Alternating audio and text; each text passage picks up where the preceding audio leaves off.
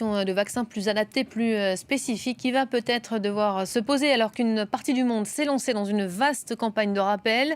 L'OMS, de son côté, a déjà évalué le risque de ce nouveau variant. On va retrouver pour en parler Catherine Fiancambo-Conga, notre correspondante à Genève. Catherine, bonjour. L'OMS qui évoque effectivement un risque très élevé pour le monde. Pour autant, on est encore dans la plus grande incertitude. Tout à fait. Comme l'a très justement expliqué le sujet projeté juste avant, il est un fait que cela provoque une inquiétude au niveau de l'Organisation mondiale de la santé. Pourquoi?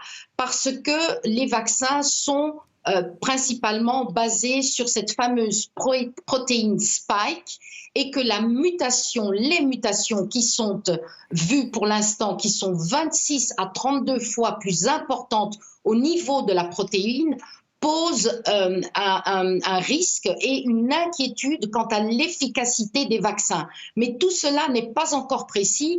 Comme l'ont indiqué des experts de l'Organisation mondiale de la santé, il faut poursuivre des analyses pour savoir si ces mutations vont rendre les vaccins actuellement utilisés moins efficaces. Mais comme il a été mentionné, il est très important non seulement de continuer à utiliser les gestes barrières, c'est-à-dire la distance, le port du masque, la désinfection des mains et surtout se faire vacciner pour diminuer le risque d'infection grave. Catherine, ce sont les Sud-Africains qui ont identifié Omicron, ce qui ne veut pas dire qu'il vient de chez eux.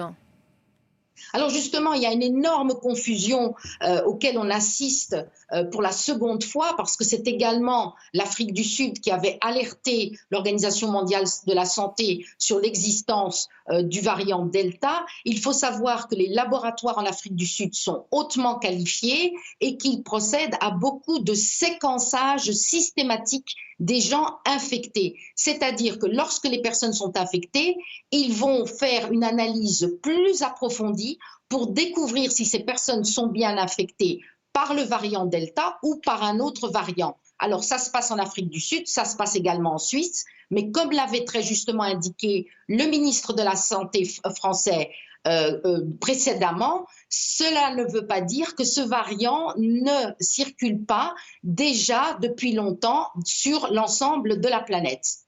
Merci beaucoup Catherine Fiancambo-Conga en direct de Genève.